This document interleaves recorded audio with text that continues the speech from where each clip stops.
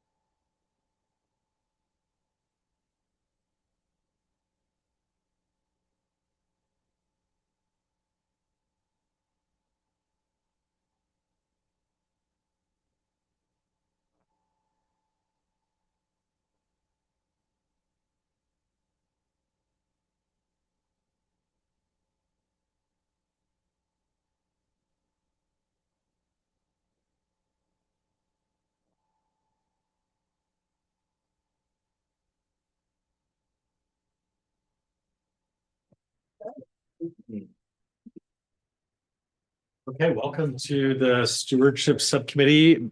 Mickey Dirty is going to help facilitate, but I wanted to just first open this up and particularly for Steve, kind of the purpose of these subcommittees are a chance to kind of drill into issues a little bit more deeply. Sometimes we'll talk about issues that will then kind of help formulate a recommendation to the full council, which is why they are fully noticed as public meetings, because it potentially could lead to a recommendation. Sometimes it's more of just getting a little more depth to an issue or helping to shape it a little bit before it goes to the full council. You'll see a mix of some of those items today. The Stewardship Subcommittee, and distinguishing it from the community building, is really focused around partnerships. So you're going to hear a presentation from Visit Bend. You're going to hear a presentation from or we're going to talk about the Citizen Assembly on engagement efforts. We typically will involve the Environment and Climate Committee on issues. And you're going to hear an update from staff on the Environment and Climate Plan, or the Community Climate Action Plan. And We also will engage the business community and the Bend Economic Development Advisory Board from time to time. So it's generally focused on those types of projects, programs that maybe aren't squarely within the city's core services. They're more cities involved in potentially funding or in more of a partnership capacity, not necessarily leading it. And so that's kind of the focus of this group. So we typically touch those council goals related to economic development, climate, and sometimes it's some of the other ones, but I would say economic and climate are the big ones. With that said, I'll turn it over to Mickey. I think there's some housekeeping things before we get to the agenda, including public comment. Yes, so Mickey Dirty, Strategic Initiatives Manager out of the City Manager's Office. I'm going to help facilitate. We'll start with roll call. So I'll call your name, and if you could please say present or here for the record. Councilor Mike Riley. Here. Councilor Megan Norris. Here. Councilor Steve Platt. Present. Great, thank you. So next we'll move on to approval of minutes. Unless you have any corrections or questions, I request that you please motion to approve. I move approval. Second. All in favor? Aye. Great, thank you, approved. Any public comments? No. All right, then we move on to the first item on the agenda. Cyrus Mooney, our business advocate, will be presenting regarding research on Bend tourism, economic development, and social development and trajectory. Good afternoon, councilors. Thank you for having us. It's my pleasure to welcome Jeff Knapp, who's the CEO of Visit Bend, and Mark Buckley, who's a partner at Echo Northwest, which is the same firm that completed our target sector analysis that you guys heard on Wednesday night. We're really excited about the report that they've been putting together. They're looking at sustainable tourism strategies and different demographics and how those interplay with our community here in Bend and what some of the sentiments are versus what the data is showing us around those things. Just for your awareness, this is a purely informational presentation. There's no action needed unless, of course, at the end of the presentation, you would like us to have further discussions, maybe with the broader council at a certain point, depending on the topic. So with that, I'll hand it over to Jeff and Mark.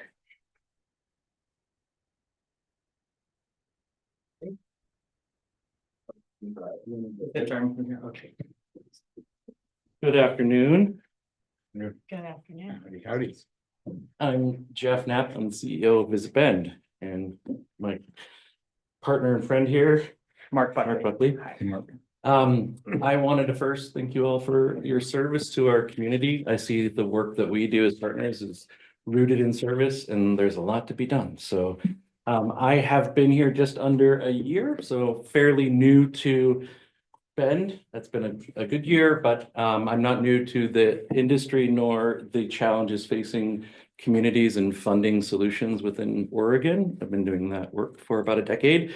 And just to set the table from the outside looking in, I wanted to give praise to the city for how the direction that they've chosen to take towards supporting strategic, sustainable actions. And my choice to take this role and lead Visit Bend is really due to that commitment to stewardship and sustainability and showing up in our community in ways that are maybe non-traditional or, engaging in those conversations for the greater picture. To that end, we have restructured our work over the years from being strictly a destination marketing organization to destination stewardship. What does that mean? It means putting dollars back into the community, both through our grant programs, but also showing up with our human capacity and data.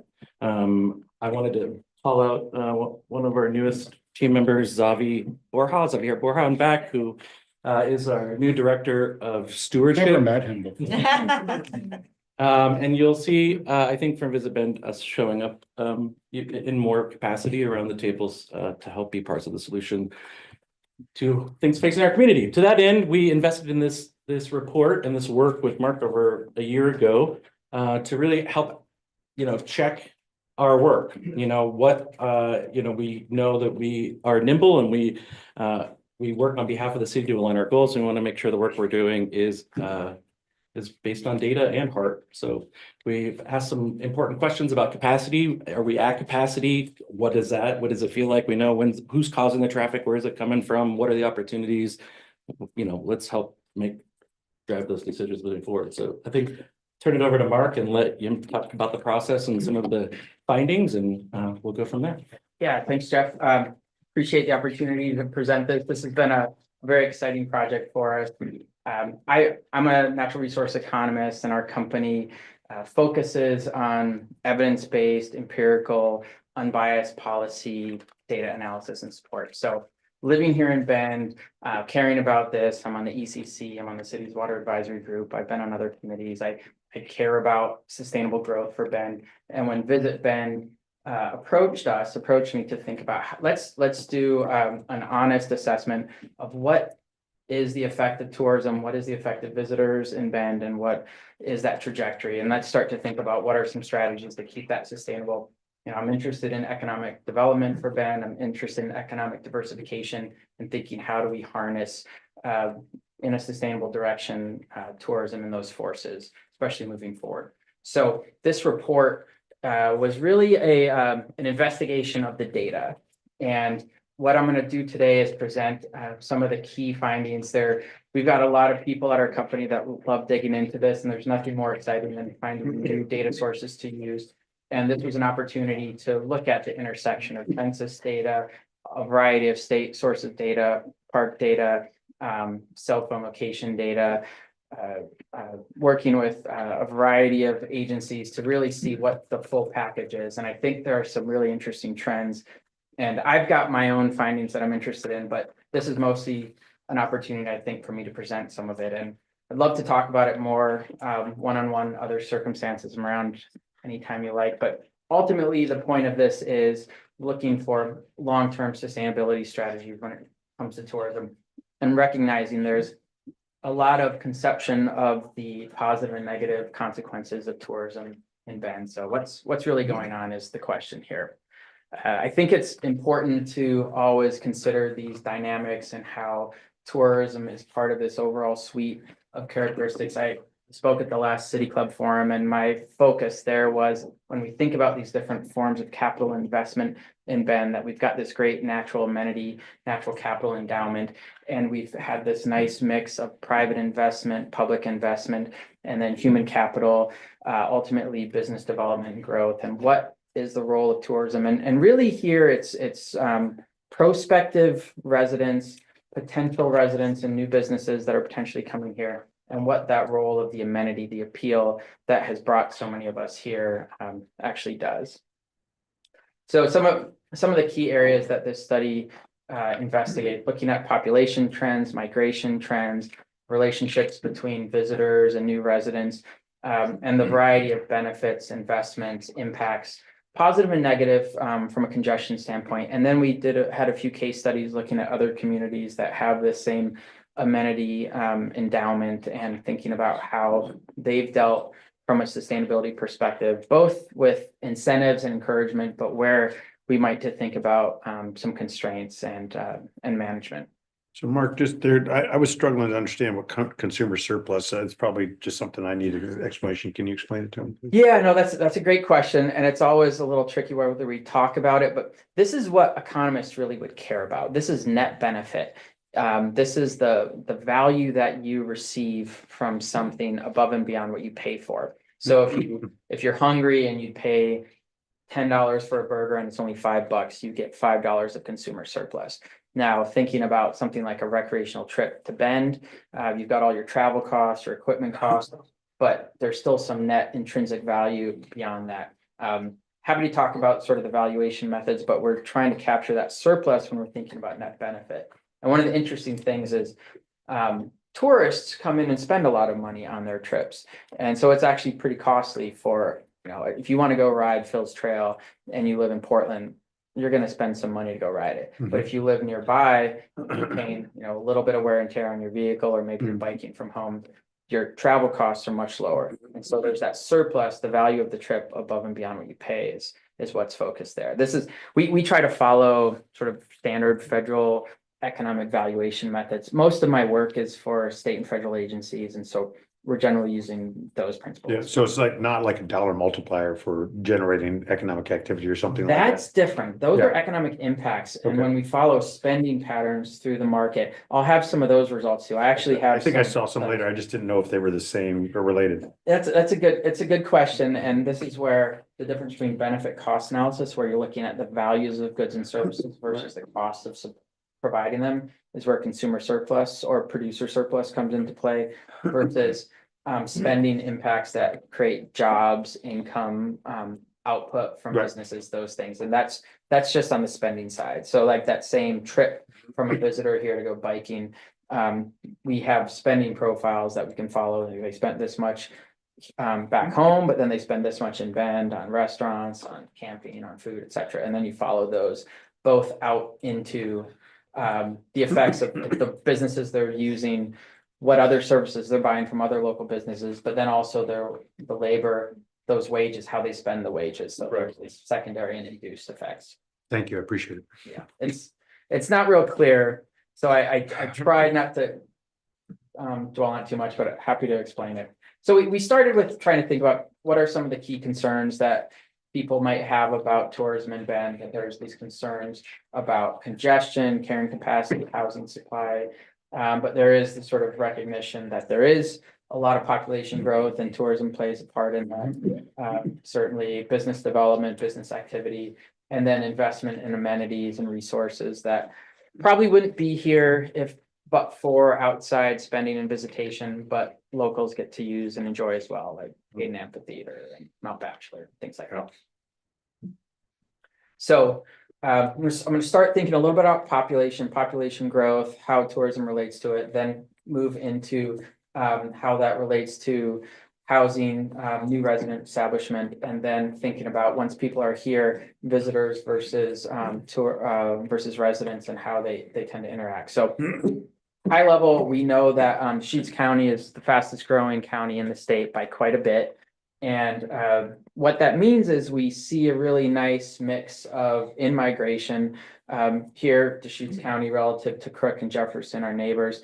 But what stands out is we're not seeing a lot of loss of young people. And in particular, we're seeing a lot of gain of people right in their sort of productive years in the 20s, 30s showing up. And just from working around the country in the West, small communities, rural areas are constantly dealing with this loss, this brain drain, this loss of young people and future residents. And Bend is obviously facing the opposite problem, which is nice. As much as we're worried about the challenge and cost of growth, my colleagues that are dealing with problems in downtown Portland right now would love to have this problem. So. Mark, I'm sorry, on the last slide right there, that's up to 2020. I've on the previous slide. I was wondering if you had any more data because I understand that our population is fading a little bit in terms of growth. Sorry, countywide or city? The most recent report that actually, which was part of the business, the strategic plan for the business plan for the city shows that city 26% growth of households in the last 3 years. Okay. Here in Bend, so that's what's like 26,000, You 27,000. feel good about this line still? Well, I would say it's leveling. We are starting to see those signs. That's kind of what I was leveling off. thought. Yeah. I don't know if that steepness is probably gonna stay, the same. I just noticed since the pandemic, I was kind of looking for some data on it. That's a good question. Like this is based on Portland Population Research Center that everyone uses. We didn't do any of this analysis ourselves. Now since we've actually, when we did this piece of it, that's a good question. I don't know if PRC has more up to date. Yeah, it's I'll more check of that, a, yeah. just, I've heard what. Yeah, we see all Eric sorts said. of signs with our account growth, permits, et cetera. It is starting to really come down. So I think it just takes a while for the PSU numbers to Totally. flow through. And so this might be just a little bit out I there. think one interesting piece of data as far as visitation goes is we see 6% less people visiting over the last 3 years and 26,000 new residents or households. So, I mean, we're looking at trends as far as volume goes. We're seeing fewer people visit, spending more money, and more people moving. Yeah, I'd say jumping to the punchline, what really stands out to me from this whole body of work is that residents versus visitors is a very fuzzy continuum. And it's hard to even pinpoint when people often switch from being a visitor to a Right. resident. And that's actually part of the problem, some of the challenges with vacant homes and the like that we'll get to. Yep. But you're right, that's a good point. I don't know if, I should see if there's something more up to date on that now. It would be good to just put what's the data of the research on here, so people know, like, this is. Well, it's got 2020 on the slide. Yeah, I know. you know, in the report, I think we do have it. We have a much we probably more have cited it. detailed report. We'll That's send data to you. from, through what the 2020 data that was put out might have been based on data that's X number of months or years prior. So. Yeah, I was driving through that report. That was a long report. Yeah. It was Yeah, sorry. small print. It's a long, Very small yeah, print. we tried to scale it down. Yeah. Look, if you haven't all, happy to share them. Yeah, no, I appreciate it. Thank you. I'll say part of it, the person on my team at Echo Northwest who led this data analysis was the head of the Population Research Center prior. So he came over, he loves Bend, he comes here a lot, and we probably have 10 times as much data available as we actually have in the report. So I'll check with him on what the latest is on this. Yeah, thank you. Question. Okay, I know we don't have a ton of time. I might try to move quickly. So some things I think this was interesting when we look at the housing production in Bend, as scarce as housing feels, as much demand as there is and shortages, Bend is still one of the leaders in terms of its rate of new housing development. That were 93rd percentiles, 93% of cities are not producing as much housing supply relative to the base as Bend. So, and Bend is doing the best in Oregon, at least as of these data. I have to again, some of this stuff is a year or two old potentially. Yep. But we're doing well in terms of production, but still we're seeing the cost of housing rise in Bend faster than some of its peer communities and faster than even then sort of we think about rates of population growth and the like. Mhm. And when we look at where the new residents are coming from, this is sort of a heat map showing where our new residents from 2017 to 2021 for Deschutes County. A lot of this analysis is at the county level because that's where the data are available. We can see that they're, you know, throughout the West, particularly Oregon. And what I think is interesting is when we actually map out where our visitors are coming from versus where our new residents are coming from, there's a lot of alignment. This is using the cell phone location data to see where our visitors' home locations are. And over the same time period, there's a lot of alignment as you expect. So this is one of those sort of anecdotal things. I mean, as you dig in, there are some things that might stand out to you, like, oh, some areas that are actually a lot more visitors relative to new residents and vice versa. I think there are, you know, potentially some policy questions here, but this is another factor that is certainly evolving since. It's like Wasco County is pretty popular as a place to come. Well, yeah. I went to school, Catherine and I went to school in Colorado Springs. And this looked to me like folks who were tired of the sprawl on the Front Range, and they're moving over here. And I don't, you know.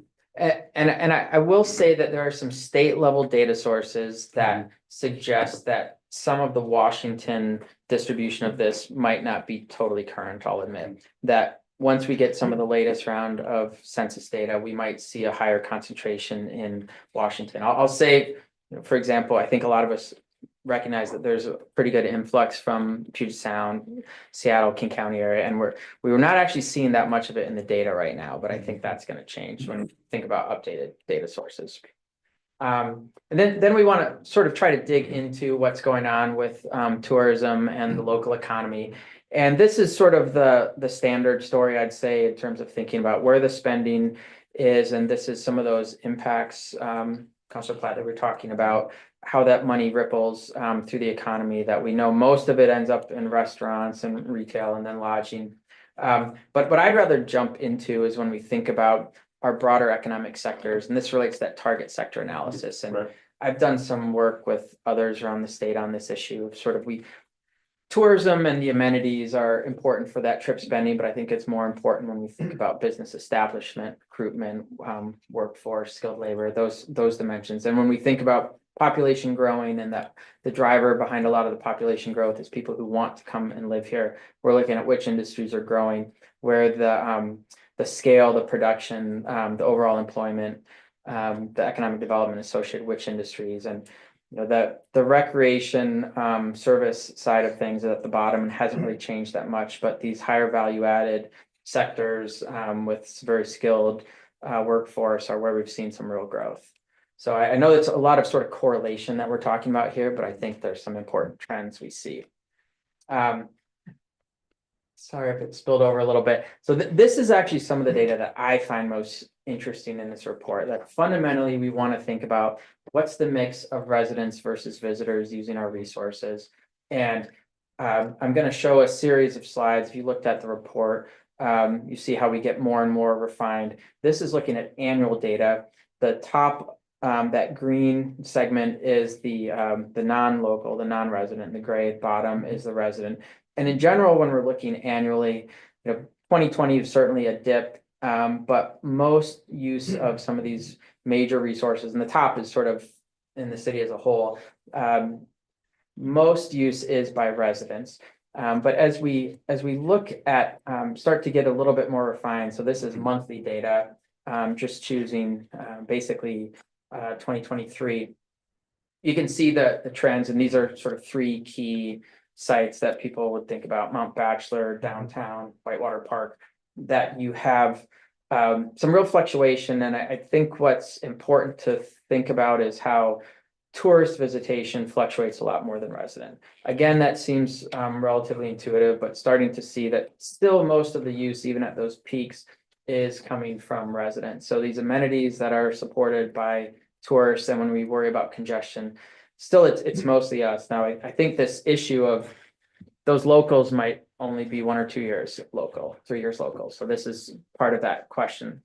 And then as we dig into the daily level, this was just one snapshot looking at daily data for the city. And one of the biggest spikes, downtown Memorial Day weekend, this is the one point that you can actually see visitors being a larger share than residents. And I think this is important to think about in the context of perception of resident versus visitor, that those moments of highest congestion are when there's a highest share, but overall usage, overall access, and overall sort of benefit tends to stay with residents. But there also are potentially issues here to think about management and being able to target sustainable tourism management. This isn't. And this is a really prime example of when we see this, we know, if there's over 70 to 75% occupancy in hotels, we know that we're hitting this potential time where it feels intense. And this Memorial Day, we have 2 back-to-back Sting concerts. We have a brew fest on the water park, and we are on the Drake Park, and we have a 13,000 person Little League tournament. Now, neither of those things are things that we've promoted or said come here and do. So we've switched proactively to say, like, what can we do? How can we communicate? What can we come on with transportation, messaging, all of the support to kind of help minimize business awareness, et cetera. And that's where we move. It's where we can be very nimble. But clearly this is the busiest day of the year historically, or weekend of the year. And we can choose how we show up as an organization to address it. And I think when we sat for coffee, you talked about that there's a point. Is it that 3/4 kind of occupancy type rate? Yeah, really we start see to our the pain data. point? Yeah, so we track a lot of data, resident sentiment being one of those things with OSU. We work with the sustainable. And that's it. So if we're hitting close to 75% occupancy and as a destination, That's where the we see. negativity starts coming in. Yeah. So, Yeah. Thank you.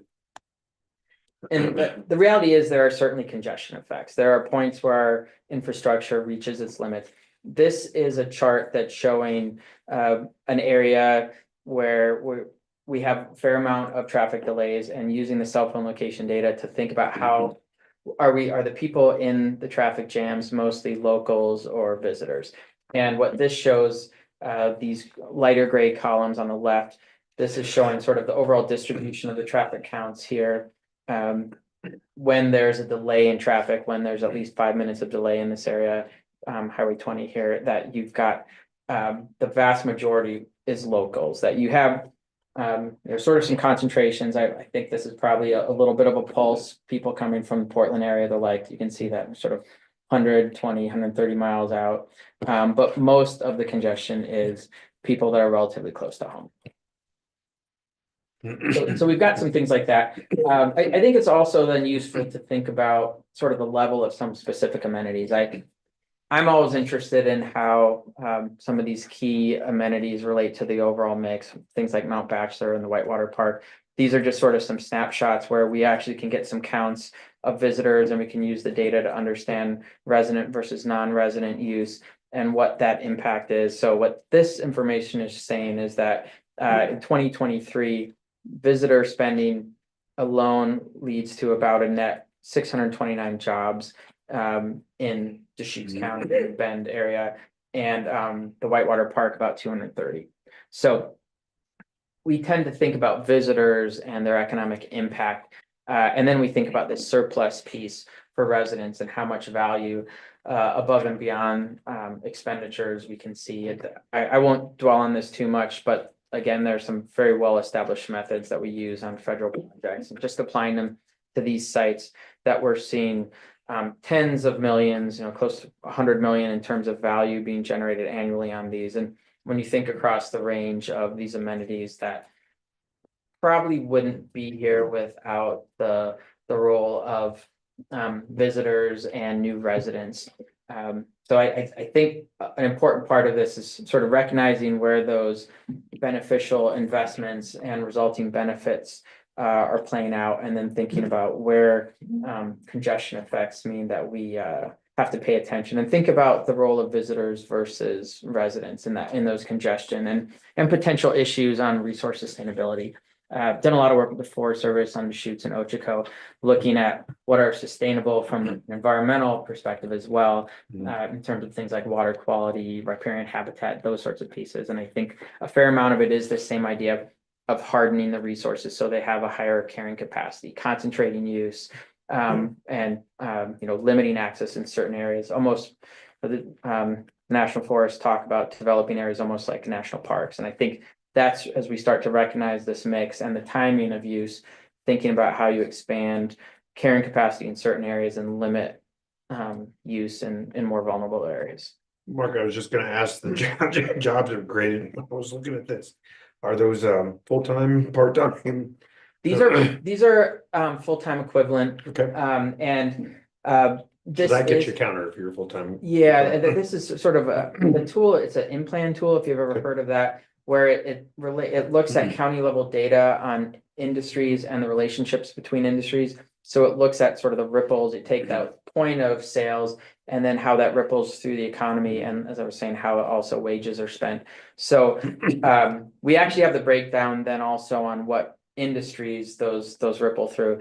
I think the problem is that this piece in terms of the jobs and income doesn't actually capture the effect of new residents, new businesses, back to that chart when I was showing some of those sort of higher value target sector economic growth areas. Thank you. So total labor is it a median wage or average wage, or how do you? That's actually based on the industry specific wages that we have in the data for those. So those are industry specific. There's Bureau of Economic Analysis NAICS develops. Yeah, there are NAICS codes in there if you're familiar with that. Happy to share and talk about it in more detail sometime. But those are, and that data is for our community. It's not some nationwide data. The data are county level data. And we tend to tweak that, but those data are generally collected locally. OED does that.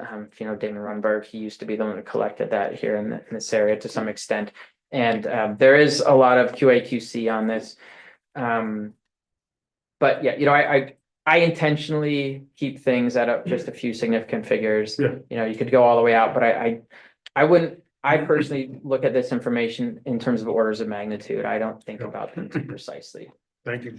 And how do you get from 27 to 72 million? The 27 is just the labor income. The 72 million is the total value of all economic production. It's almost like GDP for all of the industries associated with that. So the 27 is just the wages, and those are just the wages that come home to residents of Deschutes County.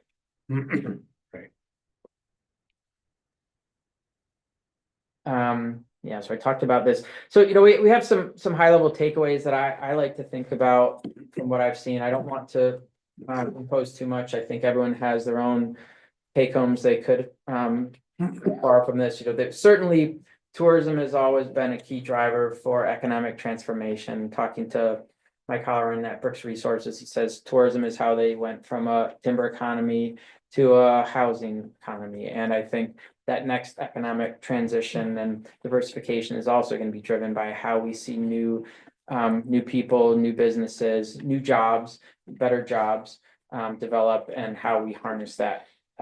Most of the benefits from the amenities are going to residents. Certainly there are congestion effects, but I wouldn't even want to nitpick those numbers too closely, because probably a lot of those people that were non-locals when the numbers were taken in 22, 23 are probably residents now.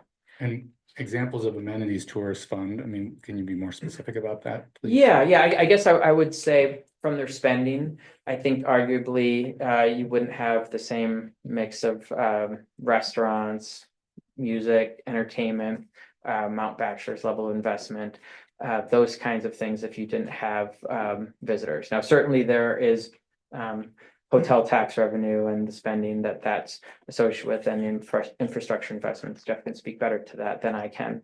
But I'm largely thinking of that in terms of overall economic impact and the effects, including when we think about, say, Forest Service investments in trails. I've done a lot of work on trail and recreation funding, financing, stewardship on the national forest, and they're looking at their use numbers. You know, if this was a forest that didn't see the use level that it has, we wouldn't see the investment from the Washington office, national level investment on Deschutes and Ochoco, Kyoto was, without the use levels that we have. Which carries over to fuels treatment and fire forest management too. Which we hope will continue, but see. Yeah.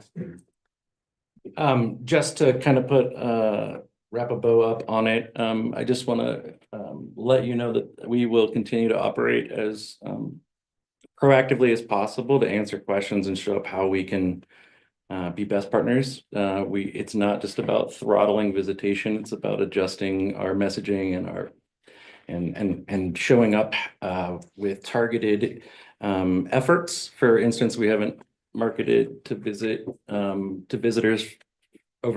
to visit in summer for the last 5 years. That being said, we know that this year we're going to be rethinking that. You know, the community felt like this is like, you know, we're at capacity. When we see fires impact and we see a July of last year with an AQI it's awful for over a month, we see that, you know, businesses lose we saw significant losses. And if we boiled that down to sort of the TRT equivalent for the city, it's an impact of, you know, around $300,000. So that's that predominantly we know that TRT goes to fund many police and fire. So we know it's important to come to the table in a different way. So this year we'll be taking an approach on targeting group business. So group business is a little bit more resilient. Can we get groups of folks here, conferences, that type of thing, less likely to cancel should there be fire. So we are nimble and willing and able to pivot to address the community's needs, and we're really happy to be doing it. Bend is in a really good position, I would say, as far as we're a community that receives the majority of those resources that TRT collects goes to the city. So almost, and I'm excited to be here working to be partners with you. And just one last point is I work all over the West, and communities, everywhere I go, they want a little bit of this magic fairy dust that Bend has, this economic growth and energy. And they always want to hear the story, what's going on in Bend, how can they do that? You know, they might be worried about some of the levels of growth they hear about, but still having that positive trajectory is what people are looking for. And I certainly reckon, you know, I live here, I deal with plenty of congestion, I worry about it, although I feel like relative to when I'm someplace in California or such, it feels like nothing. But the same way we think about, from back to the economic development side, think about how tax increment financing works, and the idea if you're going to make an investment, then there's a return on the investment that can pay for itself over time. I see places that can't afford to be active and proactive on how they think about tourism and new residents, and they just don't have the same energy, activity, and then potential investment. So I would that obviously there are pros and cons here that we're seeing, but I think the pros are important to highlight and think about how we encourage and harness them.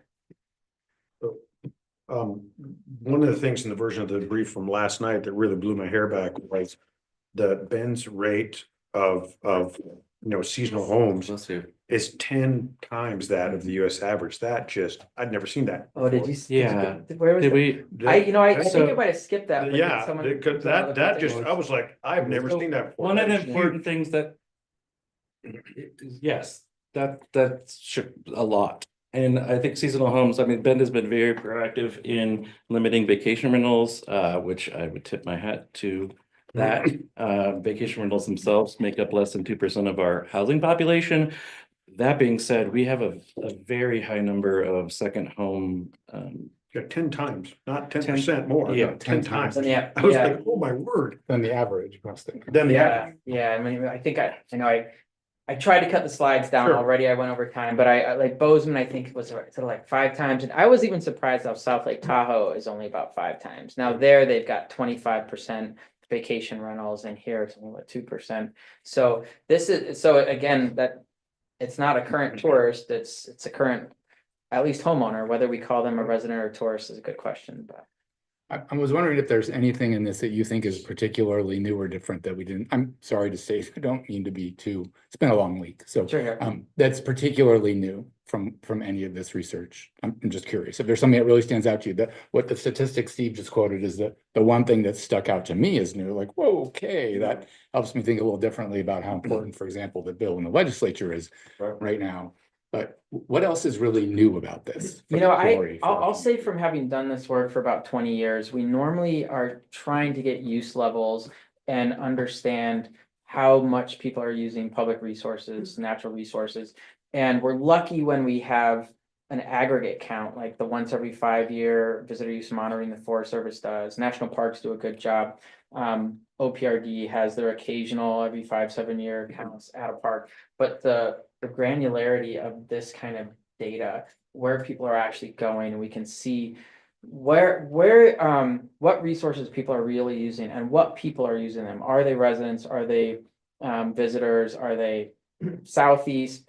You know, for example, I'd love to do this kind of work again, thinking about sort of parks around Bend and how much are people in Southeast Portland trying to get around the river, and what is driving congestion in certain areas. So personally, I think having that level of detail about who's using our resources and what that mix of resident versus visitor, and then I think also getting some quantification to that relationship between yesterday's visitors and today's new residents, and where they're coming from, and what kind of people and businesses we're attracting through our tourism amenities that make them want to actually move here.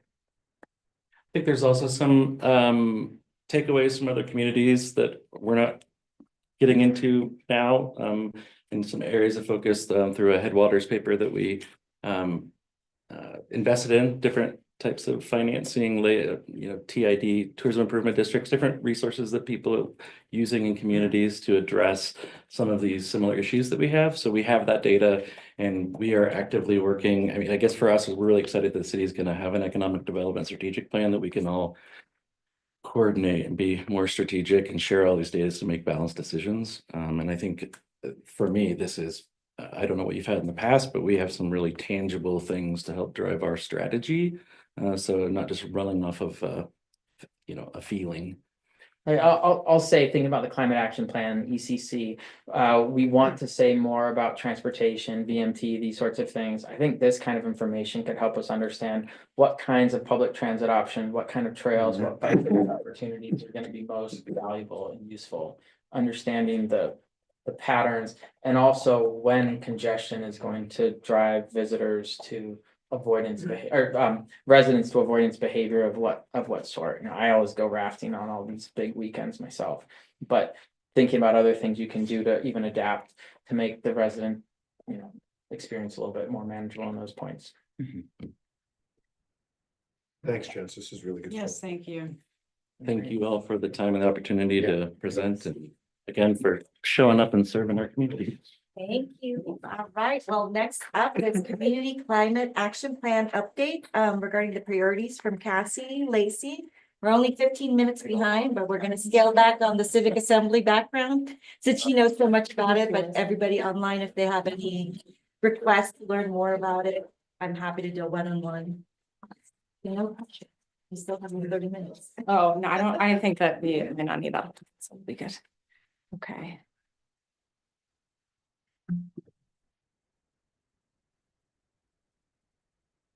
Okay, good afternoon, counselors. I'm Cassie Lacey, Senior Management Analyst in the City Manager's Office and Staff Liaison to the ECC.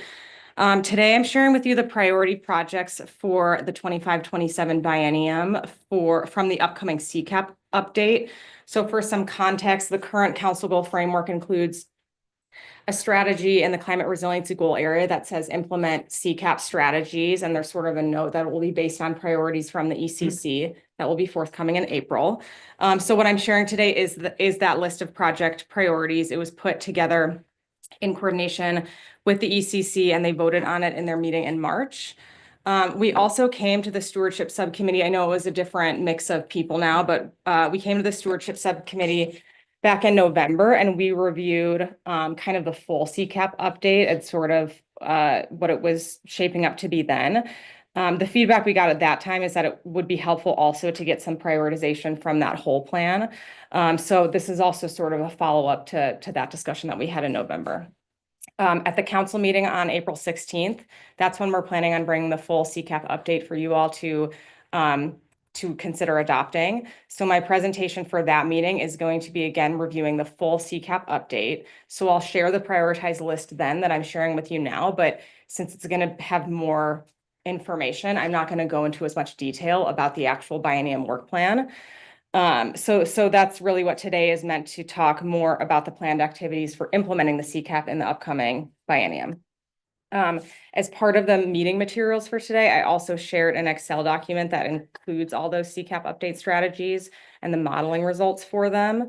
I'm not planning on going into all of that information today, but I thought it would just be helpful for more context on these actions and sort of like the bigger picture that they were prioritized.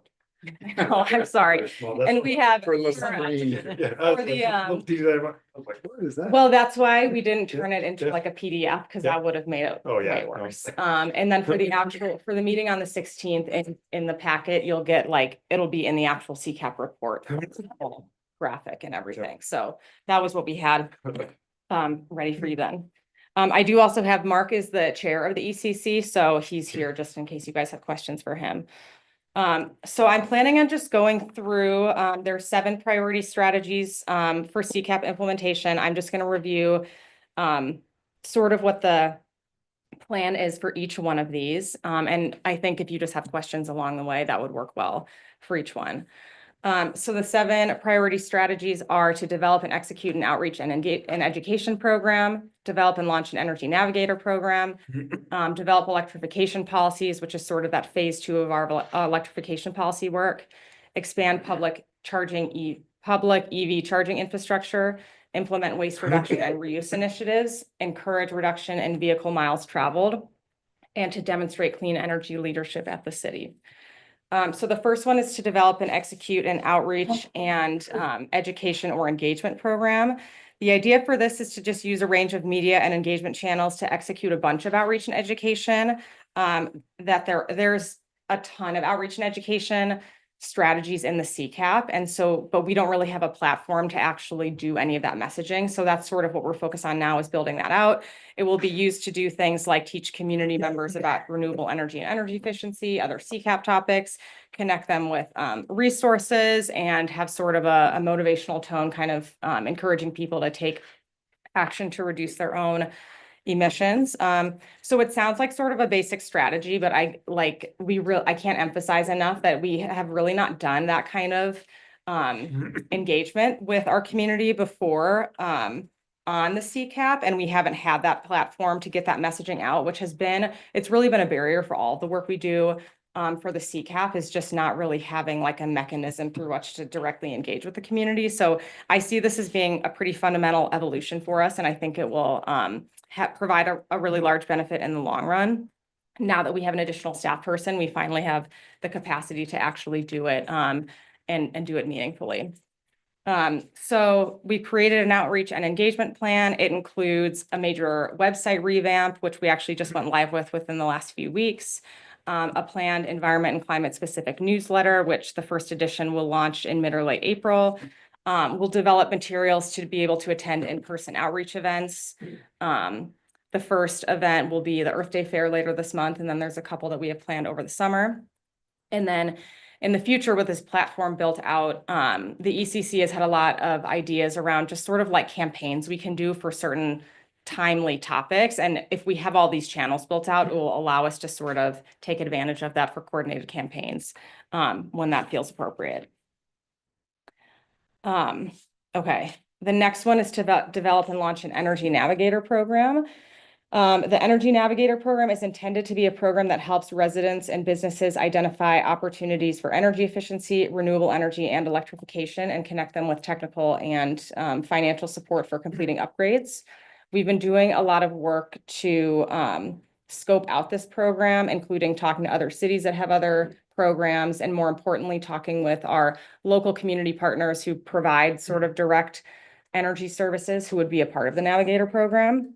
So we're still in that scoping process. We're hoping to discuss those models with the ECC in May, and after that, make some final decisions and about the sort of scope of that program. We're leaning towards a simpler model that would start with being mostly focused on elevating and connecting people to those existing resources rather than trying to like create an additional service, at least to start. So some of those programs that we've been talking to are Energy Trust, Neighbor Impact, Central Electric Co-op, and then the Home Energy Assessment Program at the Environmental Center. So our hope is to launch a program by the summer or early fall, and then this biennium would be sort of our first year and 2 years of actually executing that program, potentially adapting it based on however the electrification policy work plays out as well. Cassie, I was just trying to envision what this was gonna look like. Is it gonna be a website clearinghouse kind of thing? Is it gonna be a person who is the Energy Navigator? What do you envision? That's part of what we're still trying to figure out with the scope. I think there's kind of In your mind, what would it look like? So I think the two models we've been thinking about, the more full service model is like a person who's available for that direct one-on-one assistance. For any household that's like, hey, I want to do this stuff. I have no idea where to start. And they can connect them to some of these more comprehensive programs that have really full service suite of programs. Or if they don't qualify for those existing programs, they could maybe walk them through understanding what the opportunities are for their home and helping them get projects done. So that's sort of a higher resource option, and it would be a lot more complicated to figure out, but I think that's kind of like the ideal when you hear of a Navigator program, it's something like that. And really the direct person, like one-on-one assistance, is what makes them valuable. There may be like a website component, but there's sort of tools out there already. So the trick will be like, not reinventing the wheel, but making sure that we have good tools. And then a simpler version of it would probably look more like the city kind of convening workshops where we bring those other partners together, and then having some messaging. And then I think an important part, so that it's not just like an outreach workshop event, an important part of that would be having some like an office hours or like a Q&A, an opportunity for people to show up there, and they can sit down with either staff or people from those partner organizations, or potentially if there's other expertise we can bring in so that we can actually help people. Because the idea with a Navigator is that it's outreach and education, but it's a step beyond. You really need to like help people. So if we look at trying to scale down to a simpler version, I don't want to lose sight of the fact that we need to be doing more than just like giving purely just information. Yeah, exactly. Do you have the FTE bandwidth for your new person to handle that or not? I think the simpler version we could, not the upscale one? No. So And you I need think a person maybe? Yeah, well, I think we envision probably contracting out to do for that rather than doing it in-house if we were to go in that direction. I don't believe that in the budget that we submitted does not cover what we would Doesn't need cover for that. that probably. That's where I'm going. Yeah. Thank you. I had a quick thing, and we haven't really talked about this, but just serving on the water, serving on the water advisory group also, and we had a meeting this week in terms of stormwater and water rates and water conservation. It seems like there's a real need appetite for this kind of navigator on the water side of things as well. And I don't like depending Like a on. warm body, you're saying. Well, there is this sort of need to understand the opportunities, the tools, the incentives, the regulations, and just as a consumer of this kind of information personally, I'd love to have more of that. So I think understanding the overall costs and efficiencies could be dependent on what scale the city wants to go. at Or if there's, helping like, people make multiple. decisions. Yeah, we've talked with, just within the staff, we've talked about how we're also doing like navigator services within community development up too and housing. So we've sort of been trying to figure out like, this general type of service is something that we are trying to provide across multiple fronts. So maybe there are like creative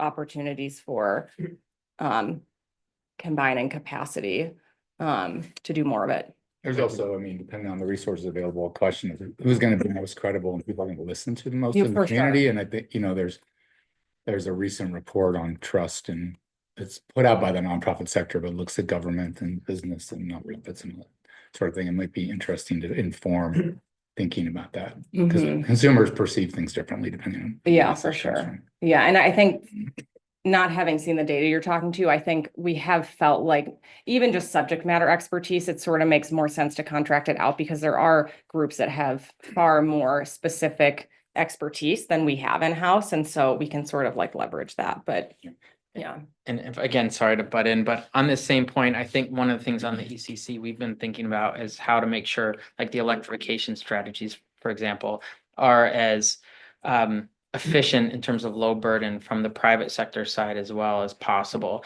How do we design things so that you can get as much bang for the buck without too much, pain? And if we have this kind of information, we can design better incentives, better, cost sharing, better, even sort of regulatory considerations, how those are going to fit in. Cool, thank you. You can stay. Yeah, that would be great. So the next priority is to advance our work on electrification policy. So as Councillor Riley and Norris are familiar with, we proposed a work plan with the joint committee at the Electrification Summit on February 28th. We're planning on presenting that as a separate agenda item as part of the quarterly update on the 16th. So I'm not planning on going into great detail about that right now, but the main thing to know as far as work plan for the next biennium is that the main proposal is to explore and create some kind of incentive for electrification of buildings. We would use a public committee and stakeholder process to do this, likely leveraging the joint committee group that got together in February, but incorporating additional stakeholders like the development community and the utilities.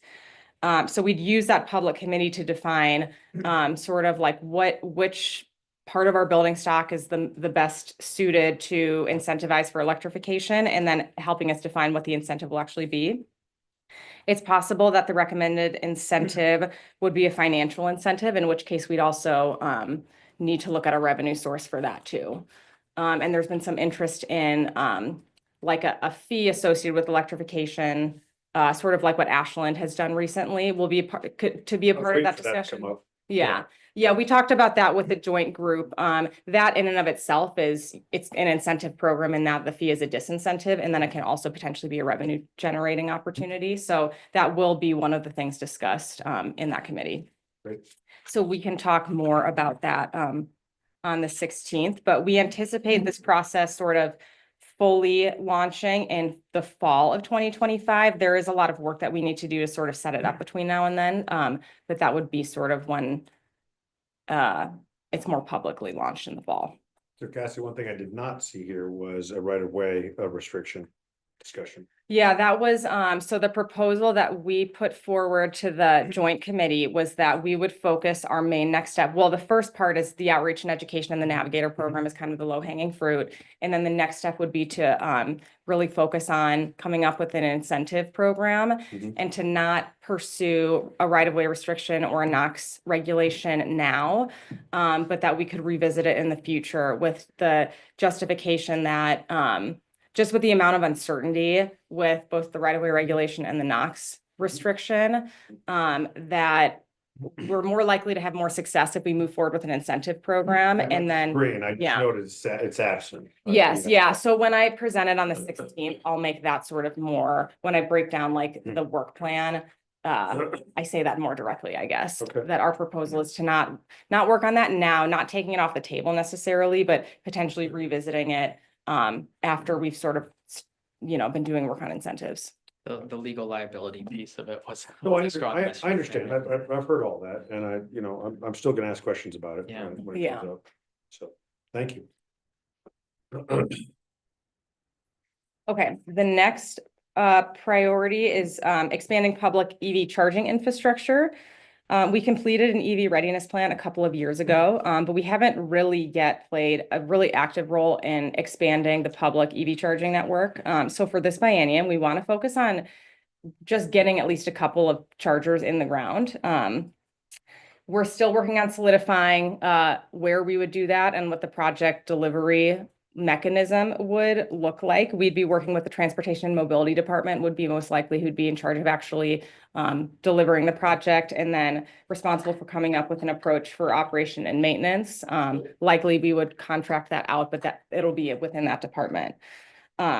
We've discussed potential priority locations at the mobility hubs. That seems like sort of a low-hanging fruit since they're being developed. And then we have been exploring and we will continue to explore creative solutions at other city-owned lots, such as the Mirror Pond lots downtown. We don't have a ton of city-owned lots really, and there are some challenges with the ones that we've tried.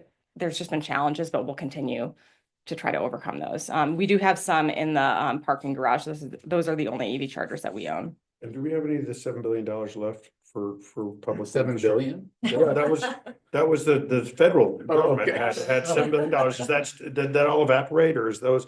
I know those that the dollars too? NEVI program was shut down, Was but it? but there were multiple EV charging programs. The NEVI was like the big state one, like on the highways, and then there was the charging and fueling infrastructure grant, which did have one round or maybe even 2 rounds. But that's not being renewed. There are lawsuits right now to challenge that, Challenge the frozen funds, I think. So some of that might come back, right? And we're not counting on it right now. Mhm. Okay. It was already allocated and they, That was, yeah, a couple of years ago, that was sort of our plan for like deploying EV charging infrastructures. We were like perfect timing. It's one of the reasons we did the EV plan when we did, is we wanted to sort of position ourselves a little better. Can you, Kelsey, real quick, can you just remind me what we're doing in terms of like our own city fleet? Do we have any sort of goals?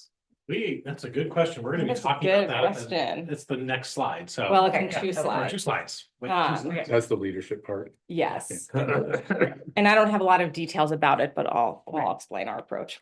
But I'm asking for a budget line item on that. Yeah. Yes. The next priority is implementing waste reduction and reuse initiatives. This one is a little bit lesser defined right now. We're working with the ECC to define specifically what kind of program this would, they would recommend that this look like and what the city's role would be in it. We included it in their priorities because there are several members of the ECC who really just want to make sure that we're holding space for continuing to advance waste prevention initiatives. They've been specifically interested in promoting reusable food service ware, like at food truck lots and for takeout containers. So it's possible that it might be something focused on that. I see this priority as being one that would probably be a great opportunity to partner with a community organization with through the Climate Action Partner Grant Program. But again, more to come on that one. The next priority is encouraging reducing VMTs. Transportation is one of the 2 major sources of greenhouse gas emissions. So the ECC also really wants to make sure we continue prioritizing work that reduces reliance on single occupancy vehicles. As part of council goals, there's already sort of, a whole goal area that's really focused on this. So there's nothing new out of the CCAP that's sort of different than the planned transportation work. So I just sort of included, as you guys are familiar with, some of the big projects for this biennium are the Bike and Pedestrian Master Plan, the Transportation Design Standards Project, continuing to advance the Bend Bikeways Project, and supporting transit. And then Additionally, a lot of the planned land use planning process projects also help to reduce VMT. So prioritizing CFEC implementation and just continuing to look for opportunities to increase density through the growth plan and other long-range planning activities will help fulfill this priority. In this new CCAP update, in the original CCAP, we didn't actually include a strategy around land use planning, but it does have a really profound impact on VMT and reducing emissions from transportation. So that is integrated into the CCAP more directly this time. And then the last one is demonstrating clean energy leadership at the city. So it would be that we continue to pursue our own clean energy projects in our facilities and operations. So the projects that we anticipate moving forward this biennium include, of course, completing the Juniper Ridge campus as an all-electric building, potentially pursuing it as a net zero building. We are pursuing grants for battery storage at the Juniper Ridge campus, continuing to kind of progress our pursuit of in-conduit hydro at the Aubrey site, also the Outback site, but that's longer time frame. Exploring renewable energy generation at the water reclamation facility through the WRF facility plan process that's happening this right now. And then accelerating the transition to EVs for our light and medium duty fleet. So we will be talking a little bit more about this one on April 16th with some information from our fleet manager about his plan for that. And then we're also planning on introducing a resolution for you all to consider that would sort of solidify our commitment to electrifying our fleet. Kind of similar to the one we did for all electric buildings. And I still have to catch up with our fleet manager, but that would be where we can probably try to put in some like targets and things like that. At the Juniper Ridge campus too, there is that capacity. Yes, yeah, it's being the built, charge- exactly. Like 16 chargers or something. Yeah. 14, 15, 16. Chargers, and I think potentially even like some of the way they set up the fleet shop was, you know, to be able to accommodate different types of vehicles and stuff. Yeah, and I sat with Chief Allbeck on this and kind of went down to the details on it. And, you know, I'm requesting a budget line item that says everything that we buy during the next biennium is either EV or hybrid. And then I want you to show me what is the O&M cost over 10 years associated with that. Is there a savings, a wedge that we can program in? So that should come to us during budget deliberations. But Chief's got a lot of background managing EV fleets for the Air Force, as it turns out. So, or just fleets for the Air Force. So I'm excited to hear what he has to say. Yeah, for sure. And then in addition to EVs, for our diesel vehicles, incorporating more and more renewable diesel or R9 or R99, which is a really easy switch. And we're going to be solidifying some administrative policies to sort of make it clear to departments that they should be purchasing that first. That won't be a council action necessarily, but it's something that we'll be doing. So those are the priorities for this biennium, sort of the work plan for this biennium. So the next steps are that, you know, if you all agree with these would be the actions that we would incorporate in that sort of placeholder and council goals. And then, like I said, the other related next step is that we'll be bringing the CCAP update to you on April 16th. Following that, we're also hoping to bring a resolution to have you all establish the Climate Action Partner Grant Program in May or June. We'll talk more about that at the April 16th meeting when I'm presenting the CCAP. So I don't have any specific questions, but if you have, you know, mainly just checking in to see if this set of projects feels like the right direction, if there's other things you want us to be focusing on, or just any reactions to it. Well, I was just gonna say, having been at that November meeting, I appreciate the, you know, the response of getting things prioritized from the ECC. I know, you know, it's hard because the goal is to like meet the goals, right? That's the point of the plan. And you know, I'm probably still not making progress as fast as everybody might like. But the list was so long, it's kind of overwhelming. Like, Yeah. I've got to choose some things to focus on here. I guess my one question was, I'm just curious about the discussion of why like 100% renewable stuff didn't show up on here. And I'm not challenging it. I'm just curious.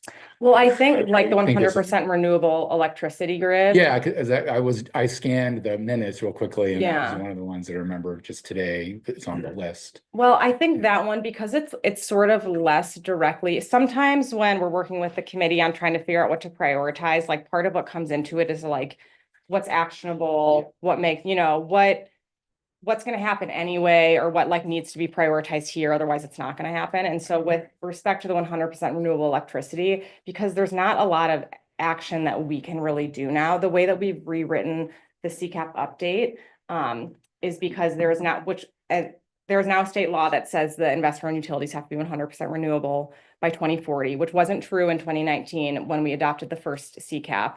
So we've sort of switched our approach to just, back in 2019, we were like, if we want 100% renewable electricity supply, we have to do a lot to try to somehow make that happen. Mhm. Now, because of that state law, it's more like we're assuming that that is going to happen in alignment with the state law. And so we can pursue these other things like electrification that make more sense with that assumption. So it's still in the CCAP because that's where most of our greenhouse gas reduction comes from. But the actual action item is more about just us and our staff roles, like staying engaged enough in sort of how that's progressing with utilities coming into compliance with that. Mhm. So it's not like super actionable in terms of like a bunch of important city steps or decisions that the council would need to make. So that's kind of why it doesn't like rise up as like a project. if that I makes think to your sense. point, I would add that we can try to influence grid modernization here close by. And I think that is an element of full electrification. So I think that's something that we at least have some influence on, and I think city leadership on that can be really important.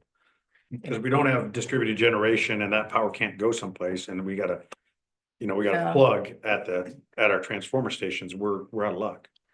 Yeah, I was gonna say the Energy Navigator and a lot of the local Mhm. incentives, the intention would be to help with some of that small scale electrification. Like I've got solar panels, I think we could see a lot more, Ben's a great place for it, but we're doing a lot of work on solar project siting and permitting across the state. And there's just a lot of challenges, especially in terms of grid modernization, as you say, resilience, different kinds of loads, and transmission capacity in the places we need. So it's a very complicated thing for the city by itself to influence. And if there's still a lot of energy, basically, if we did it, then others won't.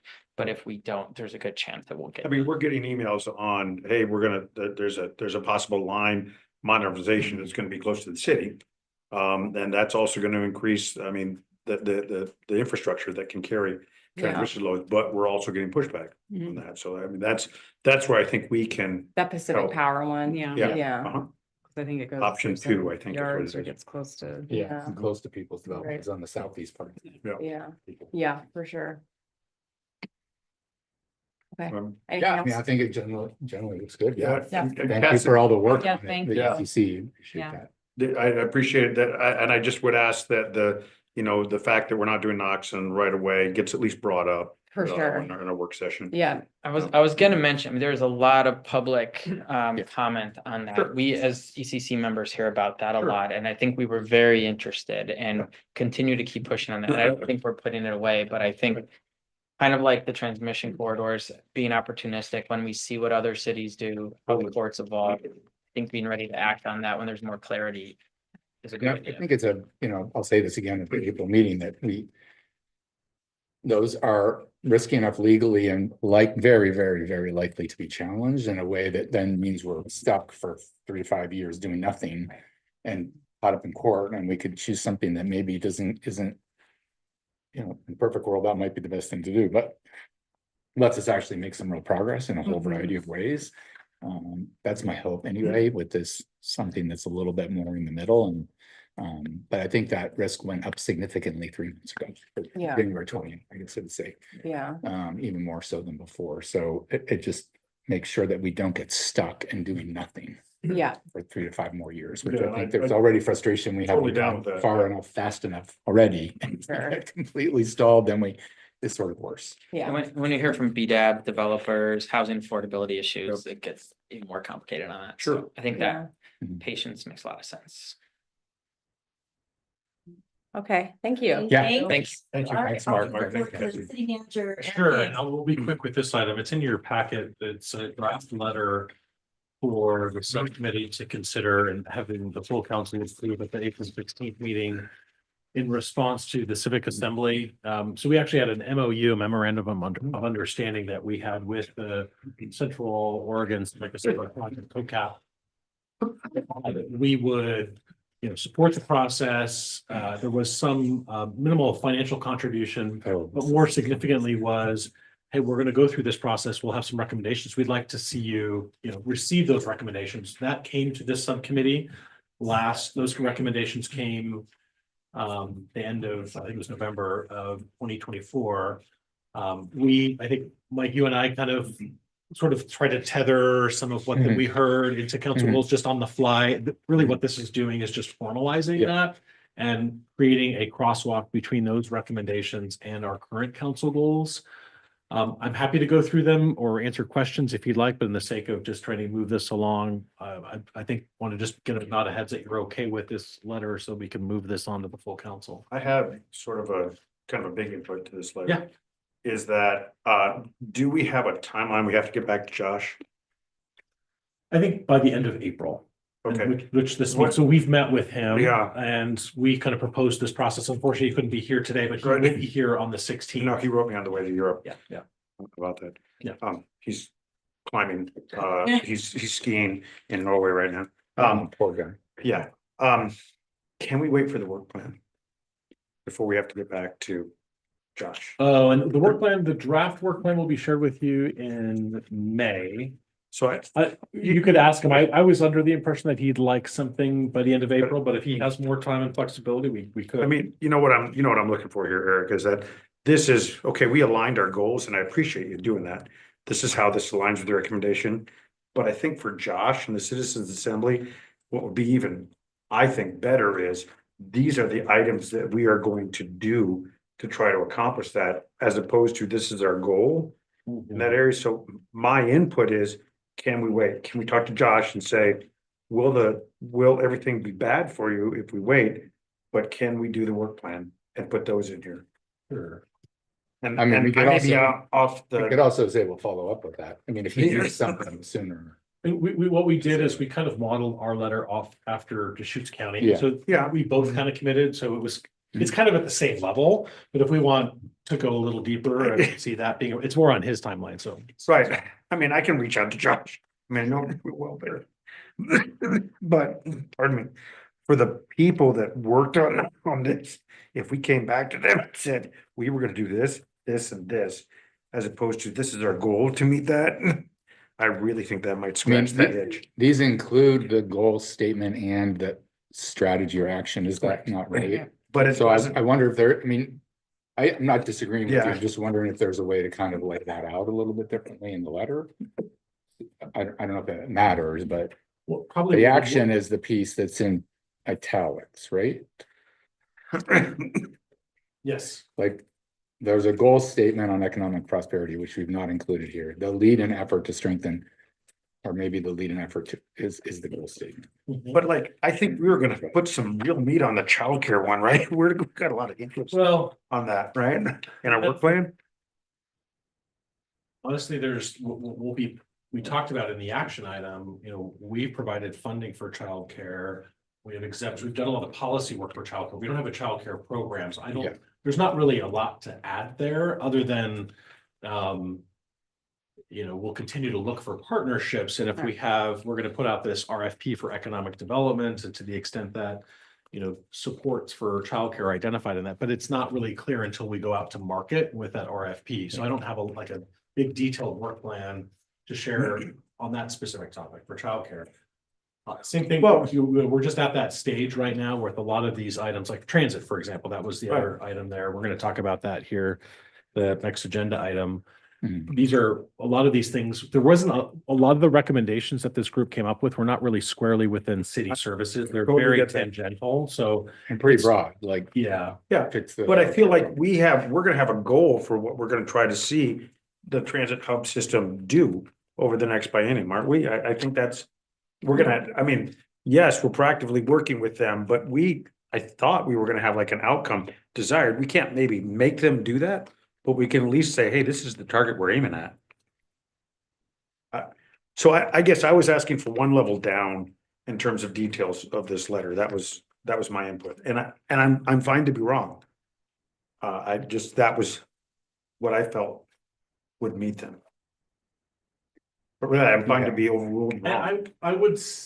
I mean, I totally hear you, and I normally would say, yeah, let's just wait to that detail. The nature of the recommendations, because they aren't very square on city operations, so a lot of these are just really more through partnerships, and that we don't have a lot of direct control over, like transit's an example. We do have a goal of 2 mobility hubs, and we want to increase service, but Right. we, as Mike and I have been talking to the transit system about the vision for transportation, we don't have that all outlined right now in a work plan, nor will we have it in the work plan. That's part of what we'll be doing. We could add a few more descriptors to that, but I don't have this. We're going to add this exact route and we're going to do this and that. It's No, just I'm not saying that, but I'm saying like, hey, we want 2 hubs. It's in there. Yeah, it's in there. That's in that first. Okay, 2 mobility hubs. Okay, yeah, I'm sorry. And then, like the housing one down here a little bit, increase the supply of affordable missing middle housing, in alignment. So I would say, hey, we're going to establish that funding that. Well, yes, in fact, we're going to be proposing it on April 16th. So there's 2 parts of the work plan. There's the performance metrics Right. that we're going to be sharing with you at the next meeting. So we have been working really hard these last couple of weeks saying this is the exact number of housing units at this AMI and this, Right. some of which align to that, the owner. some are more prescriptive. So if you want to at least wait until May, what we can do is at least infuse those high level, more numeric action items. That's what I That's thought. probably the one that's the most relevant is Right. on housing. It will be a little more specific than it is here.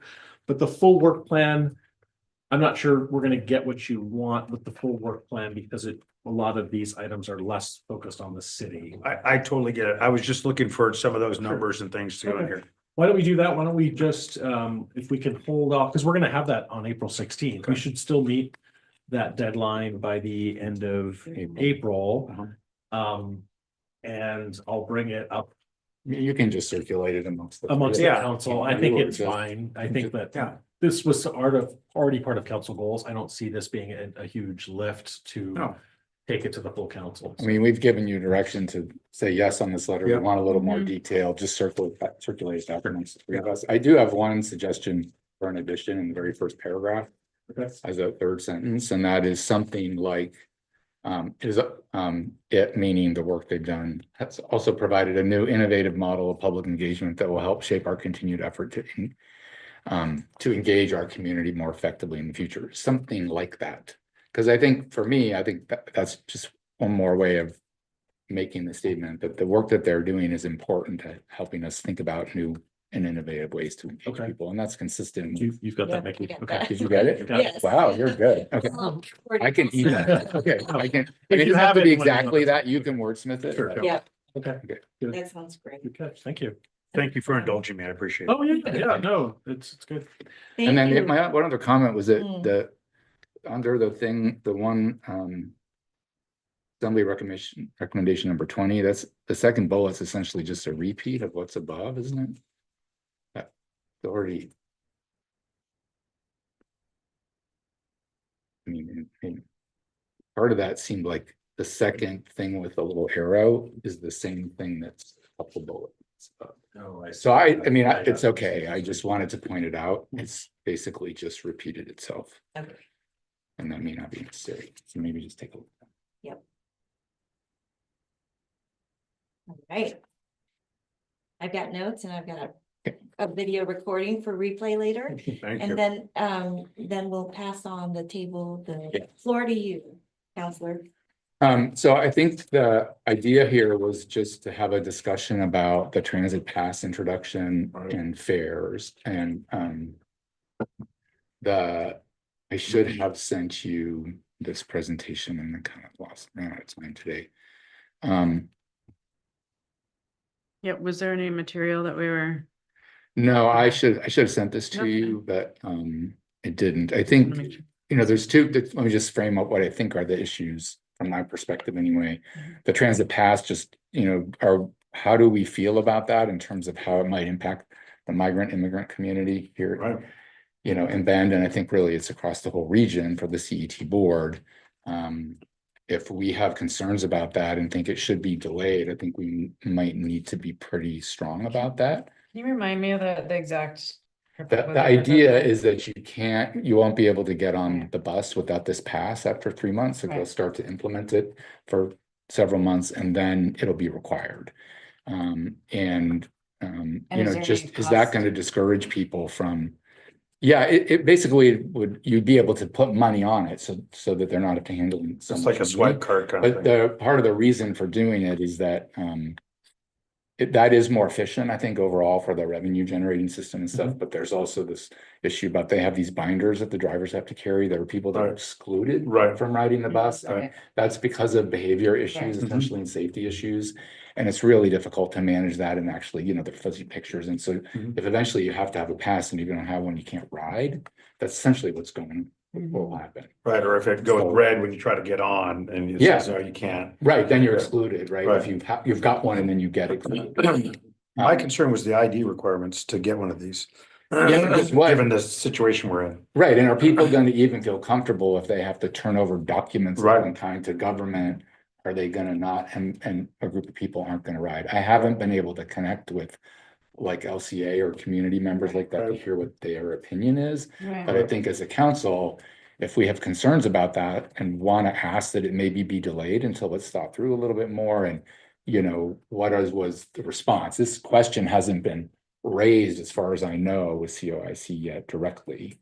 But it is, I believe, going to be at the next COIC board meeting, which is May 1st, which is between our late April meeting and our first meeting in May because of the way the weeks fall.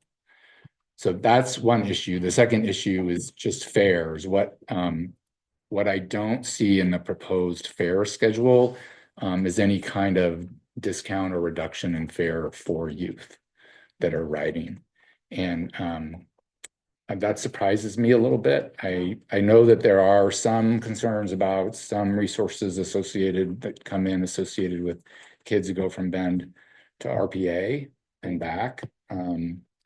But it seems to me that we ought to be doing something to encourage young people to ride. I think one of the challenges here is getting young people used to riding the bus in Right. our community. It's just people have no experience with it. Mhm. And if we don't figure out ways to make it more cost effective for them or just to incentivize them to ride. So that's not proposed. There's a proposal for 60 years and older. So I qualify. Yeah. FTA disability, and then for low income. And I don't know what's FTA stand for, I'm not sure. Federal Transit Administration, I think. So whatever disability criteria. Yeah. Yeah. And then low income folks. So, you know, elderly, disabled, and low income. But other communities do have discounts for passengers that are 10 to 17 years old. At least Rogue Valley does. Well, and I would even argue And like for veterans. a college pass too. I mean, we have COCC and Mhm. Sea Cascades, and I remember that was a huge way that I put my bike on the bus and go to class. So I think that would be a huge benefit to get more ridership as well. Yeah, so I guess that's what I'm sort of looking for is like, do we want to make a recommendation to the whole council about these two areas? Or, you know, and what is it? I'd be and have it interested in exploring considered at the that, for April sure. meeting. I'd definitely be interested in exploring that. Yeah, and with the passes, I'd be interested what other cities are doing to address that issue. I mean, I have to think that there's other people that have thought of that. Yeah, I don't know. It says that TriMet doesn't do anything for youth, which surprised me a little bit. I thought I'd heard different things, but so I mean, I think I hear support Yes. for something for Totally. youth and, you know, sort of like middle school to college students. And then I hear support for maybe asking them to pause on the implementation of the pass. Or You know, at least I'd like least to explore understanding it. the risks associated with doing that. Mhm. Yeah, so I second the motion Okay. to bring Yeah. that up. So Mike, I know you're kind of, because you're on the board of COIC that's Mhm. considering this. Maybe if you just during council action reports at the next meeting, just share that Talk with the about full it. council to say, we've talked about it, this is what it is. And then that way it carries the weight of the full council as well. Yeah, I mean, I've wondered if we should write some kind of a letter, you know, to the COIC Sure. board We- and actually and have it signed by the council, so it carries a little bit more weight, I guess. If you have just bullet points that you want to give to us, we can write that letter Mhm. as staff and present it for council on the 16th, just to help Okay. move it along if that works. Yeah, that's Okay. good. Yeah, thank you. So that's basically it. Thanks. Thanks for bringing that up. Yeah. I think, is that it? And that's the end of the meeting? If there's nothing else?